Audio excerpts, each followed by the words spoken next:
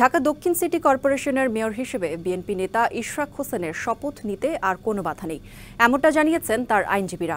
এর আগে নির্বাচনে অংশগ্রহণকারী প্রতিদ্বন্দ্বী কোনো পার্টি না হওয়ায় শপথ না করানোর নির্দেশনা চেয়ে করা রিটটি খারিজ করে দেয় হাইকোর্ট। অবশ্য এই রায়ের বিরুদ্ধে আপিল করার কথা জানিয়েছেন রিটকারীর আইনজীবী। 1 ফেব্রুয়ারি 2020 ঢাকা দক্ষিণ সিটির মেয়র পদে প্রতিদ্বন্দ্বিতা করে 2,36,000 ভোট পান বিএনপির প্রার্থী ইশরাক হোসেন।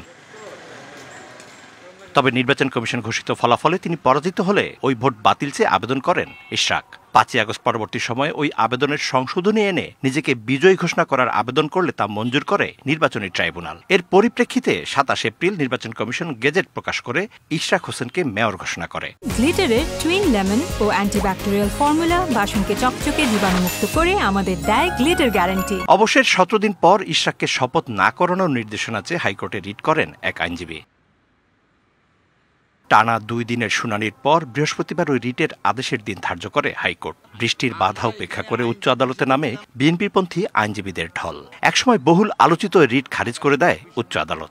26 তারিখের মধ্যে শপথ নিতে হবে চেষ্টা করছিল একটা মহল শপথকে বন্ধ করার জন্য, সেটা ব্যর্থ হয়েছে।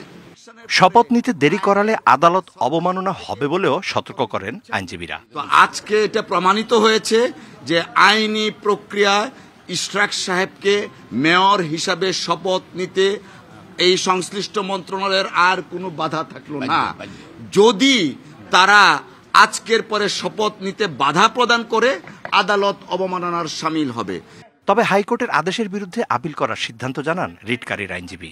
আমরা উচ্চতর আদালতে যাব, মহামান্য আপিল বিভাগে আমরা আপিল ফাইল করব এবং আপিল ফাইল করা অবস্থায় যেহেতু এই বিষয়টি সাবজুডিস ম্যাটার থাকবে, এখানে স্থানীয় সরকার মন্ত্রণালয়ের শপথ পড়ানোর আইনগত কোনো সুযোগ থাকলো না।